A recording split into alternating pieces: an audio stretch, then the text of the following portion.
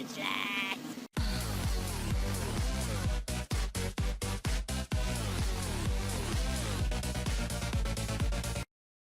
What's going on, guys? You're chilling with Trainer Zabza, and today I've got a Little Cup battle for you with my second generation Little Cup team.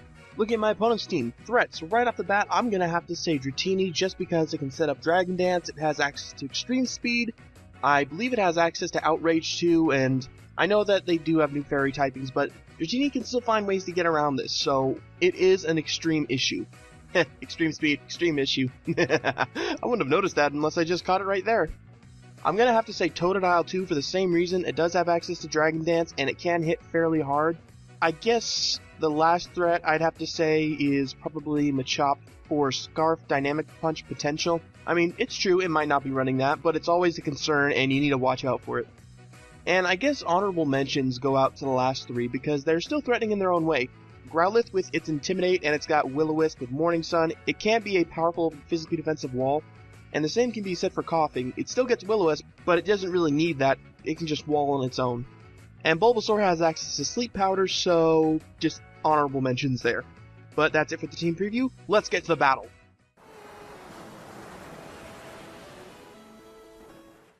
Today's battle is against TMG Thizz. I think this was his first Little Cup battle, so congrats to him. He's going to start off with his Coughing. I can't tell you why, as I'm going to start off with my Spinnerack to get off the Sticky Web. I really don't know what he's planning turn 1. I mean, I guess Coughing does have access to Toxic Spikes now, but I guess he decides to forego the hazards to try and knock me out. As he goes for Flamethrower, I'm left with 5 HP, doesn't knock me down to my Focus Sash, and I send out my Flashlight predicting another Flamethrower. And knowing that these things are more physically oriented than specially defensive, I'm figuring I can go for a Hydro Pump to get off some massive damage. And I do, as he goes for Will-O-Wisp. The Hydro Pump is a solid 2-shot, and seeing this, he's definitely going to switch out, which I don't mind, even if he goes into something that resists it, such as his Bulbasaur. I still think Hydro Pump might be nice to get off on something. It's one of those moves that, unless it's like a specially designated wall, then it's still going to do massive damage. And right there, it does quite a bit, but it was a crit, so don't know what to say there. He has the Leftovers, which I can't explain, I can't elaborate on this enough, guys. Leftovers in Little Cup is very, very bad. It's just, yeah, it's bad. There's plain bad. There's so many better options, such as Berry Juice, or even Oran Berry, or a Violet to increase your defenses, and it's just, you shouldn't be going with Leftovers. Anyway, I send up my Spinnerack as fodder here, as he just goes for Leech Seed, and knowing that he doesn't have any Violet, I'm pretty sure a Mega Horn is going to take him out, and it does, thankfully. And seeing that I outsped, giving that Spinnerack is dirt slow, I'm thinking that he was a defensive set, so that was something, I guess that was a wasted wall on his part. Anyway, he brings in Coughing. I go for the Sucker just to get off some neutral damage, as he knocks me out with a Defog, no big deal. Or not Defog, Clear Smog. If Coughing had Defog, that'd be awesome. And I'm just going to come in with my Chinchou, go for a Volt Switch, knock him out just to get some momentum. It's not really initiative because now he can switch into whatever he wants. So I send out Helen Keller, my Hoot Hoot. And now he's going to bring in his Growlithe, which I'm not that worried about. But I don't know what kind of set he's running, and considering I am a specially defensive wall, not a physically defensive wall, I don't want to be taking any kind of wild charges. So I go into my Flashlight, and here we go, Wild Charge. So I'm gonna get some nice HP back with my Volt Absorb, and he's gonna be forced to switch out. I mean, I know he's gonna switch. He has to. And knowing this, I'm gonna go for the Volt Switch to get off some more momentum. God, my God, cannot talk. Blah blah blah blah blah. Blah blah blah. Okay, getting it all out now. Blah blah. All right.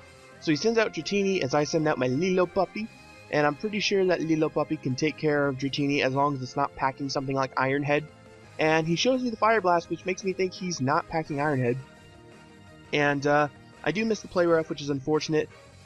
And it also gives him an opportunity to go into his Growlithe, get off the Intimidate, and the Play Rough is pretty much going to do like little to no damage at this point. But still, it was worth trying. Dratini can be a massive threat, and I don't want it to get off any Dragon Dances.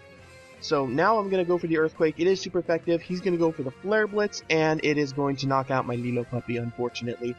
It may have a speed drop, but it still has some decent powered attack, and with Flare Blitz being 120 stab, I can't really blame it for knocking out my Little Puppy. And plus, Little Puppy isn't even physically defensive. It's more of a knockoff check. But anyway, he brings in Totodile as I bring in Chinchou. I know he's going to have to switch out here because he's not going to want to take the Volt Switch, and I'm free to go for the Dazzling Gleam because the last two Pokemon he has in his team, his Machop and Dratini, are both weak to it. So I take out Dratini, that's another big threat out of the way. Still need to worry about that Machop, but for now I can he knows I'm locked into Dazzling Gleam now, and I can try and switch out, but I don't want to give this thing a chance to Dragon Dance without it getting some damage. And knowing that Chinchou can outspeed after a +1, I think the Dragon Dance Totodile set runs 14 speed because, well, it pretty much has to. I think it's like 14 or 15 speed depending on nature. But knowing that I can still outspeed since I'm a Scarfer with 16 base speed, I know that I can go for another Dazzling Gleam, get off some good damage, and he's actually going to take himself out to the recoil here, which is pretty nice. And now all I have to do is send out my Helen Keller versus his Machop, and I can pretty much finish off this game with some Air Slashes. Normally I'd be worried about Machop outspeeding, but if he's not the Scarf set, which it shows right here he isn't, then that Sticky Web is going to take care of that problem, and I'm not going to have any issues knocking it out. So I'm going to be able to go for a couple Air Slashes, he goes for Thunder Punch, not going to knock me out, thankfully no paralysis, and that is going to end the game. So GG man, you did really well for your first Little Cup match. After that awesome battle, let's get to the talk of the day. Today's talk of the day, I just want to talk to you guys about something that's been bugging me, and it's like I think about it almost every time I watch a YouTube video. And I think, you know, when their ads are going, I get a little annoyed that the ads are playing, but then I remember that, you know, these ads are the only way that these YouTubers are able to get revenue and possibly make a living. And it just gets me so ticked off when I think, oh, well, people are probably using ad blocker for this. And, you know, people have that choice. It's their right to choose whether they want to skip the ad by illegal methods or not. But it still just annoys me as hell, and I don't know how to explain it. I mean, I always click the ads of people I view, so that way they can get some income. Besides big channels like Rooster Teeth or Game Grumps or something, they're already getting money no matter how you look at it. But for the smaller channels and my friends, who could be really hurting for money, I mean, it just seems like a disservice or a betrayal to them just to put on ad blocker, because I've considered it before, but it just doesn't seem worth it. Anyway, I've rambled on enough. You guys can agree with me or not, I don't really care. This is just my personal opinion.